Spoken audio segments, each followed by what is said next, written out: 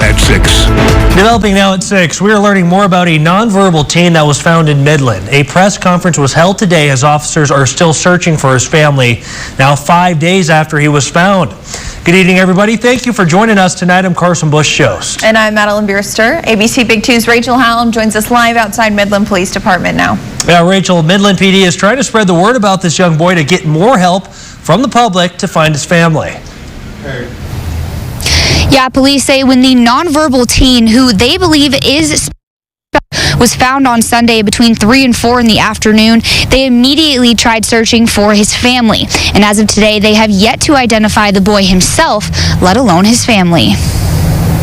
Sunday, January 29th, Midland police were called to the intersection of Ward Street and Shandon Avenue for a check person request. When officers arrived, they found a boy who they believe is aged 13 through 17. When trying to collect information, officers recognized the boy may have a mental disability and was nonverbal, and detectives are still trying to identify the child. Because he is nonverbal, he can't communicate with us. He can't tell us what he's feeling, where he's from, where he came from, who he was living with last, so we actually have no idea where he is from. His pictures have been shared all across social media in hopes of finding out who the teen is. On Tuesday evening, officers collected DNA and fingerprints from the child, who they also say wrote down the name Cordarius on paper several times. Detectives say if they can find family of the child, there is the possibility that charges can be filed. We could look at the charge of injury to a child for them simply just not providing his basic needs and allowing him to wander the street. You could also look at endangering a child because he's been out on his own for so long and no one has called to say, hey, this is my son. I don't know where he's been, and you guys have them. And Thursday afternoon, MPD confirmed the child is still in custody of Child Protective Services while police continue to investigate, saying he is healthy and in good spirits. As far as I know, he's healthy and he's warm and he's fed and happy as far as I know.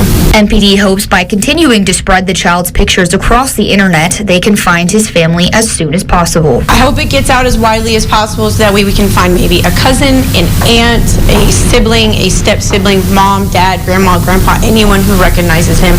Even a neighbor, a former neighbor, that can come forward and say, hey, I think this child is this child and this is why.